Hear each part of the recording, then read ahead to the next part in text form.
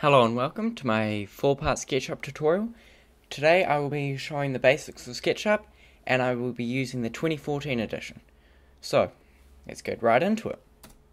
Okay, once you open up the program, you'll be greeted with this window, and here it shows the intro to different tutorials and also your licensing. I don't have a license. I don't really have a reason to buy a license. The free version is just fine for me. So, what you want to do is you click on Choose Template, and you're shown all these different templates. Personally, the only one I find the simple template completely fine for me, and I select meters because I'm in the metric system. If you're in a country that uses imperial system, select that, and it'll be no different other than the measurements. So what you want to do here is you click Start using SketchUp. Okay. I'm going to talk about this program before we actually get right into it. So, bear with me. If you can't bear waiting, just click up the top there and I will skip all this. So, this program, not the best modeling tool, to be honest. It can't do curves well. It can't render. Like what you see here is that's just what you get. You can't render it, you can't put anti-aliasing on, you can't do all those fancy features. So if you want to make some sort of like cool model, like a creature or something, or a human, and want to make it like real detailed, learn Maya or Blender.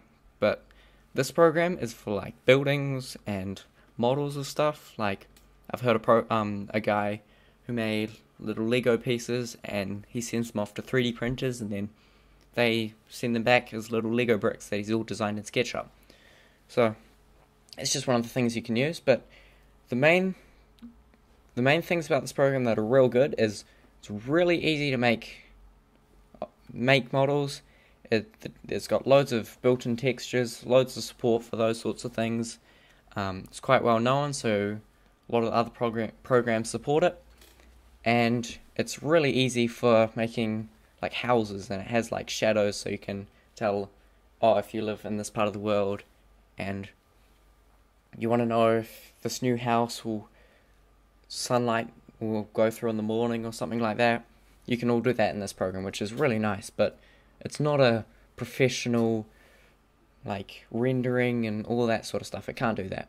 But what I'm going to show in this intro tutorial is the basic navigation tools and a few other things. So, first tool we're going to show is the orbit tool. So what you want to do is you click on it and this little icon pops up and you just mouse around, and what you do is you click and you drag and it just drags around like that. So that just drags around and orbits. And the next tool, before that, so you orbit around, and instead of just having to select the tool and then click each time, you can press the middle mouse button, and it also orbits around like this. Next tool we want to show is the pan tool. So what this does is you pan back and forth, as the name suggests, and you use that in conjunction with the orbit tool and panning, and that gives you the majority of the navigation in this program. Next tool I'm going to show is the zoom tool. So what this does is you click and you zoom in and out.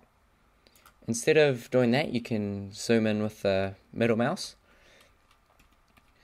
So what's good about the zoom tool, more specifically the mouse wheel zoom, is if you point the cursor down here and you zoom in, it zooms in that direction. If you zoom in over here, it zooms in that direction. So that's real cool. The last tool I'm going to show is the zoom extents tool. So what this does is if you're zoomed out way over here and you're like, oh no, where's my model gone? I can't see it. What you do is you press the zoom extents tool and the entire model goes back, filling the entire screen in the orientation you were at before. So if you're up in a weird orientation like this, you click zoom extents, oh, you're at the same orientation. If you're zoomed in real close, zoom extents, and you're back again. So that's the most basic navigation, and you'll be surprised it's really easy and it works real well. I'm going to talk about the axis here.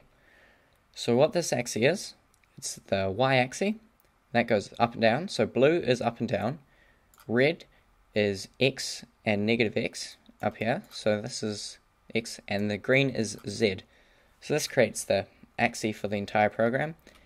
And saving it is really easy.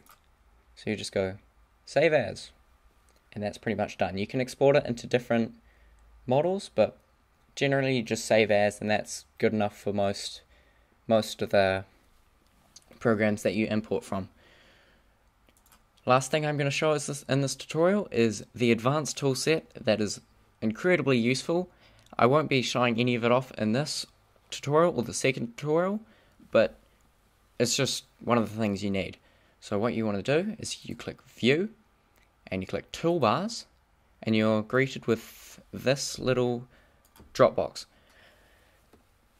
This is a bit different from the 2013 and before edition, because usually you click View, Toolbars, and then a little box comes up here that you scroll down, but instead in this one it just comes up with a separate window. So what you want to do is you click the large toolset. It already includes the Getting Started toolset, which is this one up here, and the large toolset, if you click on it, opens up all these extra tools that we can use. So